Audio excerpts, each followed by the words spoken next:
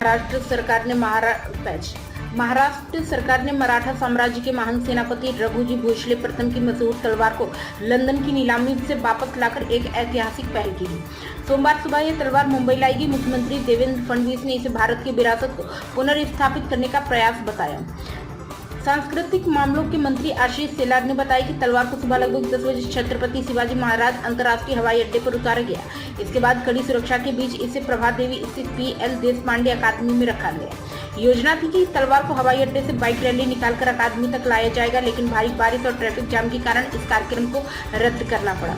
तलवार के आगमन पर आयोजित कार्यक्रम को संबोधित करते हुए मुख्यमंत्री फडणवीस ने कहा कि यह सिर्फ एक हथियार नहीं बल्कि मराठा साम्राज्य की शौर्य गाथा का प्रतीक है।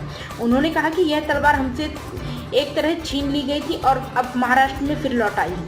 यह हमारी आने वाली पीढ़ियों को हमारे इतिहास और गौरव से जोड़ने का जरिया बनेगी। फडणवीस ने यह भी याद दिलाया कि जब सरकार को नीलामी की जानकारी मिली तो कितनी तेजी से कदम उठाया गया। उन्होंने प्रधानमंत्री नरेंद्र मोदी का भी जिक्र करते हुए कहा कि केंद्र सरकार ने भी कई ऐतिहासिक धरोहरें विदेशों से वापस लाने में अहम भूमिका निभाई है। इतिहासकार मानते कि यह तलवार 1817 की शताब्दी की लड़ाई के दौरान भारत के बाहर चली गई थी, जब ब्रिटिश ईस्ट इंडिया कंपनी ने नागपुर के भोसले शासकों को पराजित किया था। मुख्यमंत्री ने इस तलवार को मराठा साम्राज्य की आन बान शान बताते हुए कहा कि यह सिर्फ महाराष्ट्र के लिए नहीं बल्कि पूरे भारत के लिए गौरव का क्षण था।